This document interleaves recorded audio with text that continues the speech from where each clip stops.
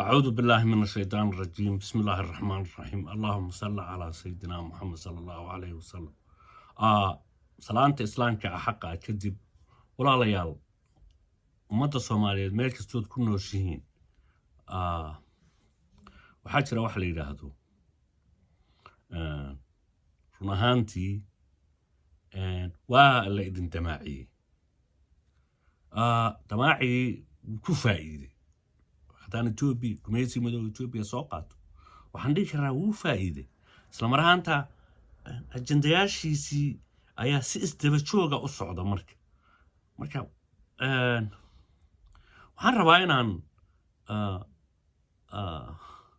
waayo aragnimada ama aqoonta buuxdeen u leeyahay gumaysiga ama ay jabhadda wadaniga xoreynta ogaadeen iyo xubnaheeda ay aqoonta u leeyihiin gumaysiga ayaa waxaan rabaa inaan soo ifiyo si kooban bal ummadda Soomaaliyeed u fiirsada waxa weeye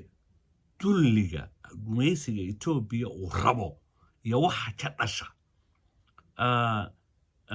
wax ma ka taqaanaan noocyaha cudurrada ka dhasha ummad la gumaysto oo hadda tusaale ahaan gumaysi madowga Ethiopia wuxuu gumaystaa Soomaalida ogaadeen ama Soomaali galbeed marka wax ma ka taqaanaa weeyaan xorriyadda ka hor Soomaalida ogaadeen ama Soomaali galbeed hadda ayaan tusaale u soo qaadanaynaa waxay ku jirtaa xorriyaddii ka hor sida awgeed noocyaha cudurrada gumaysiga ka dhasha kuwan hoos ku xusan iyo kuwa kale oo la mid ah ayaa ka dhalan kara marka cudurradaasi maxay yihiin weey bal si fiican ugu fiirsada waxa ka horay waynu u soo sharaxnay gumaysiga madow Ethiopia inay xidida waraabiyaan in dabeecadaha ummadan xoroobin intooda badan ay gumaysiga isaga u shaqeeyaan sida awgeed bal u fiirsada cudurradii gumaysiga ka dhalanaya waxa ka dhalanaya fulaynimo bakhayl qaadicul dariiq dhabajiif isla weyni istustus isnacayb ay isnacayb yihiin nacaan sabab lahayn yani dhexdoodii baa isnacayb laga dhalinaya beenaalenimo jaahilnimo aqoon la'aan macnihii waxaa imanaysaa intay waxba waayaan inay waxba baran waayaan oo jaahil noqdaan cadho joogta ah way kacsan yihiin cadho joogta ah waa xanuun dee gumaysigu ku dhalinayo meelo joog oo la dhihi karo saaqid danayste keligiis noolaade doqonnimo doqonnimadu waa xididka ugu halisan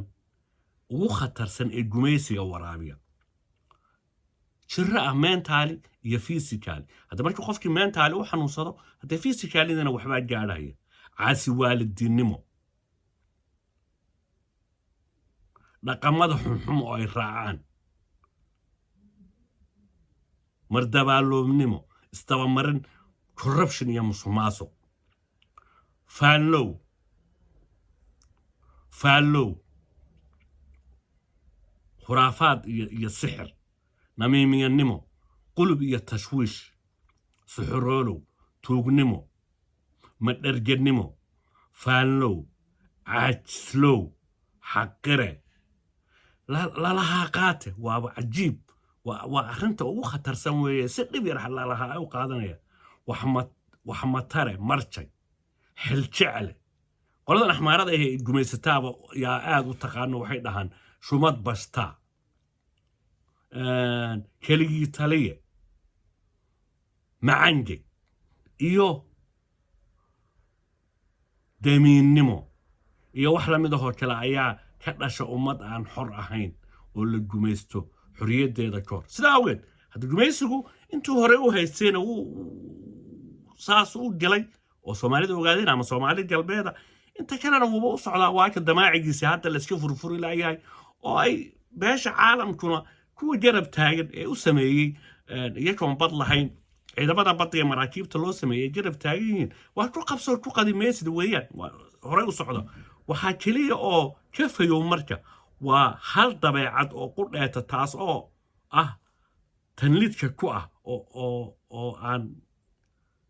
aan qolyahan aan kor ku soo xusnay lidka ku ah weeyaan oo kaasna waxaan dhihi karaa waa qofkii xornimatoon ah ama sharaf leh ama ninkii Soomaali ah maanta ka dhidhinaya ee dareenkiisu smartiga ah ee garanaya gumaysigan wuxuu soo wato kaasaa ka fayo insha Allah haddii ay ummadaasi xorowdo dabeecadaha way iska bedeli doontaa sababtoo ah xorriyadda ayaa dabeecadooda bedelaysa waxaan dhihi karaa marka guuleysta hore u dhaqaaqa dareen lahaada ka dhiidhiya cudurradan waxaa caan ku ah ummadaan xoroobin حتى أمتي كلا سومالينا ولا يمن مركب وحنا لها وأنا أفتحنا هني جميسي مدو يتوبي هدعو سومالي وقاعدين يحرودوا الصنق دون أكثر وأنا واحد من سعاد واسمعنا والسلام عليكم ورحمة الله وبركاته.